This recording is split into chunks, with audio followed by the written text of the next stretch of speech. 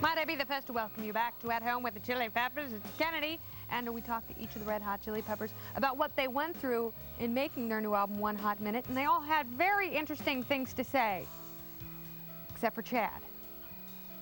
I think we should start off talking about a beautiful, mystical place called Hawaii. What went on there? Some really sick stuff that I don't know that I'm allowed to say on the air. A lot of very erotic, there's a lot of fruit involved, a lot of naked flesh, a lot of chrome, a bowling ball, 40 pounds of cream cheese, a bathtub, and a stick of dynamite.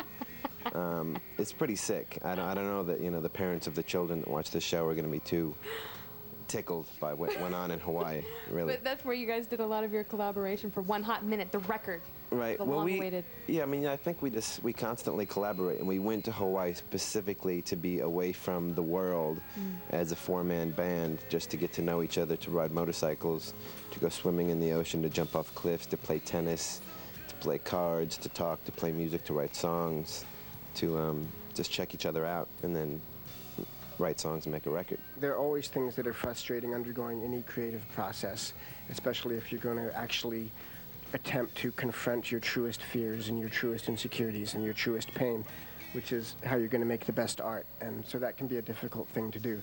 But we just did it as best we could, and we made a record that we feel honestly, you know, is just the deepest emotional statement that we could possibly make about our existence. And we feel really happy about it, and we feel really proud of it, and we worked really hard on it, and we put everything that we have into making it. We made the best rock record that we possibly could. So boring. Let's don't talk about the band. Flea said that there were no frustrating parts of making this record, that it was all labor of love. It was a growing process, absolutely.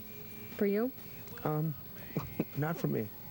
Yeah, because you're perfect and really pretty. Making this record was a very healing process for me. It was a cleansing process for me, and it was a thing where I dealt with a lot of problems that I had in order to make the record. Before we made this record, I was just hurting, you know, physically, spiritually, emotionally, all which ways. And making the record was definitely a huge step for me, to feel like a whole person again. I just thought it was I hate talking about the band. I don't want to talk about the band. Were you kind of hesitant to join a funk band? Well, musically, I thought it would be a challenge. I was never really into funk, like, to listen to it, because, like, I always felt like the music I listened to should reflect how I feel. Yeah. And I never felt like that. You never felt funky? Dorky. It's not very funky. It is not. I miss the funk, but I'll live without it. It's more rock in parts. Yeah, it's very rock and roll. This one kind of looks like a butt. Describe this record for me if you can. Oh, I'm a real live wire today, folks. He's bronchial. He's got a bronchial, virus. I'm a lot of things. I'm not going to describe it for you. I'm not going to analyze it for you, and I'm not going to dissect it into little pieces and explain to you exactly why it is and where it came from. Because it's really boring, and it sort of demystifies the experience for me to, like, sit there and talk about it and analyze it and stuff like that, because it is what it is, and you listen to it. It is great. It's very different, and it is a great album. And It's totally different. It's dark. Yes.